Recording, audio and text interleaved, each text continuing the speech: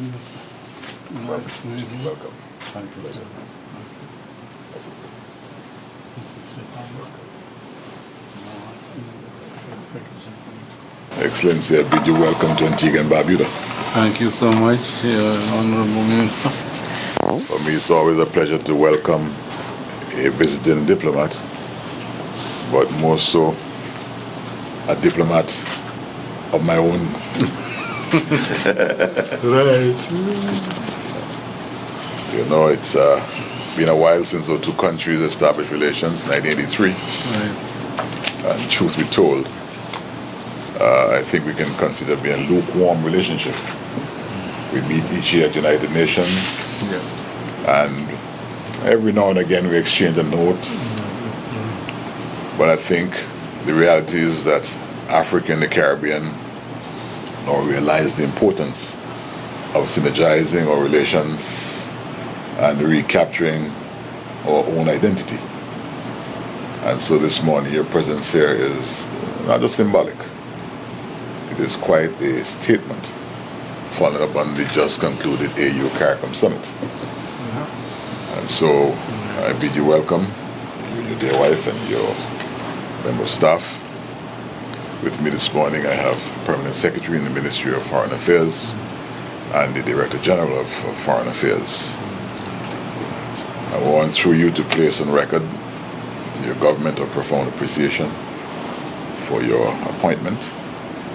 And on behalf of my Prime Minister, my staff and Antigua Barbuda, I commit to you that you'll have my full, or should I put this superlative, my fullest cooperation Thank you so much. in ensuring that your tour of duty is successful. Thank you so much. You know, in 1983, when we inked the agreement, it was around the framework of the non-aligned movement and the Commonwealth of Nations, both of which we enjoyed membership. And of course, that central plank of being a part of the African diaspora. It was the AU determined that CARICOM was the sixth region of Africa. And so it's all these things coming together that makes this day so important. Thank you. Your being here is, as I said, a testament to the fact that our two countries or two regions now realize that within the context of today's geopolitical environment, we have to work more closely to protect, preserve, and certainly promote our identity. And if you add the numbers of the AU to the numbers of CARICOM, It's fine.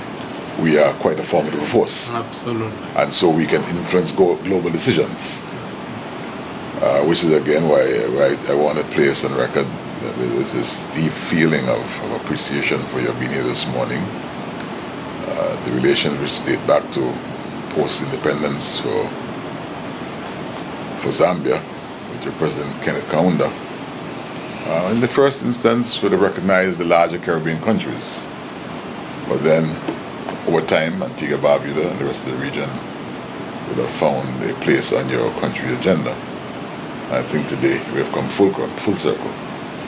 To the extent we are now working together bilaterally, sharing quite a few multilateral issues in common. Our penchant for democracy, the rule of law, sovereignty of nations, we share all that in common. We ourselves are getting ready to host the CHOGM next year. We are just waiting for Buckingham Palace to make their final determinations on dates. My Permanent Secretary here goes off this weekend to meet with the Commonwealth Secretariat to formalize some of what is going to happen next year here in Antigua. And of course, in that context, I'm looking forward to seeing your dear wife and yourself again. Exactly. As we host the Commonwealth of Nations, the Pleased leaders. to be back here. Yes. As a matter of fact, you may wish to stay until then. Exactly. But you know, we do expect and anticipate a large delegation from Zambia to be here with us. It will be there. We look forward to having that large African presence at the CHOGM.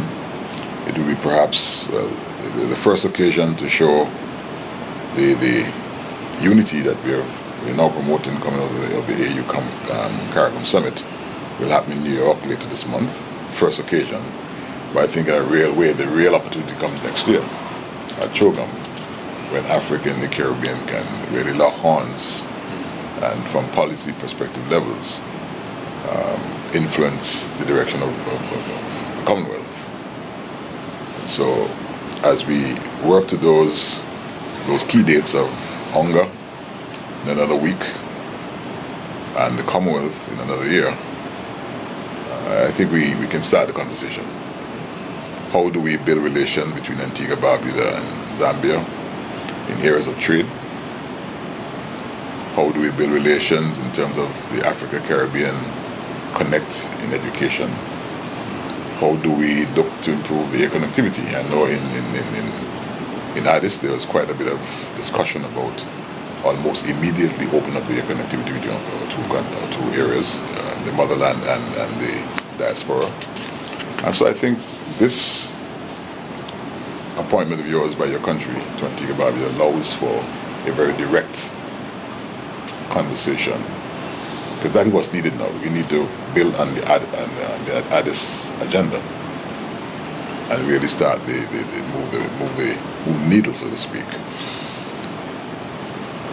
We do not have a very large population. Let me rephrase that, because the word large should not even be used in the sentence. We have a very small population compared to Zambia.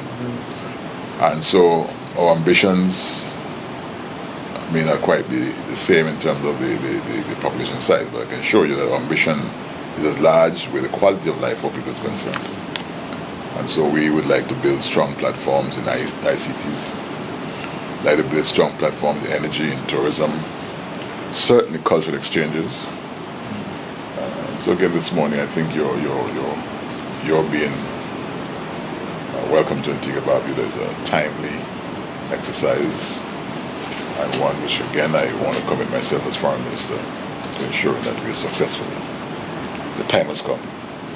We have talked it since 1983. Mm-hmm. We now in 2026, 25. We need to live it. Right. And so I don't think I want to say much more than that. Let us live this experience.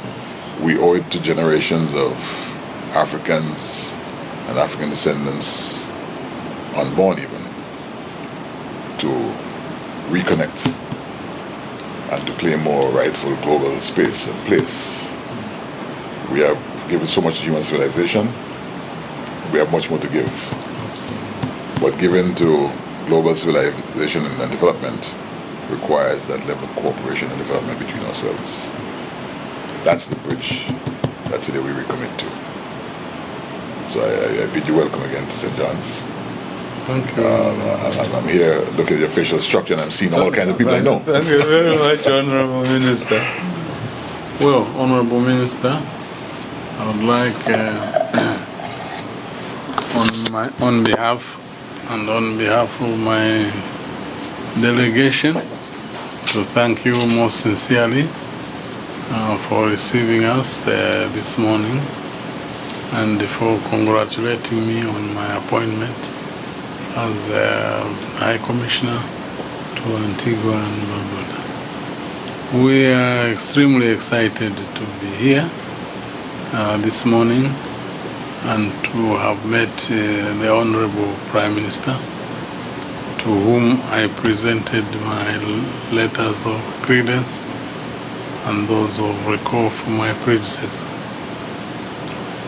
Indeed, as you have mentioned, our relations span way back in 1986, and it is time now to really get geared to strengthening these relations between Africa and the Caribbean. There are a number of areas in which we can exchange ideas, we can exchange conversations, can exchange programs, and on which we can sign memoranda of understanding, especially in the areas of tourism. You are quite advanced, I must say. We only boast of the Victoria Falls, one of the 7 wonders of the world, but we need to do more. to develop our water areas like we have done here in the Caribbean. The area of student exchange, I think, is one that is also very possible. We admire your education system, the Caribbean education system, very much modeled along the lines of the Zambian education system. It's British based. We share a common language. We share common values. We share a common heritage. So the development of a number of these heritage sites, both in the Caribbean and in Africa, is important. Otherwise, we are extremely delighted and happy that you were selected to host the Commonwealth Heads of Government meeting next year. Again, we'll be very, very excited to be back here. The Right Honorable Prime Minister has recommended where we should stay next time around. So my official has taken note of that venue, and we will extend the verbal invitation he has made to His Excellency President Hakainde Hichilema to be present, of course to be followed by the official invitation. We do have our general elections next year, but that will be in August. So by November, the ground will be quite fertile for travel. Otherwise, Honorable Minister, we are extremely happy to be here and to thank you for the hospitality that your government, your people, your officials have extended to us. We had a very comfortable stay since our arrival. Coming from Canada, as you know, they are almost entering the winter now. We didn't enjoy a good summer, so we are really enjoying the burst of the sun. And don't worry the humidity. We are enjoying it. Yeah. And otherwise, thank you so much, Honorable Minister, for receiving us. We really like to host as well, Excellency. And as you begin your tour of duty as High Commissioner of Zambia to Antigua and Barbuda, again, please count on my support as Foreign Minister in building and strengthening our relations. Thank you so much. Would also like to present to you, Honorable Minister, the star copy of our letters of credence. Bless you. Thank you so much. And also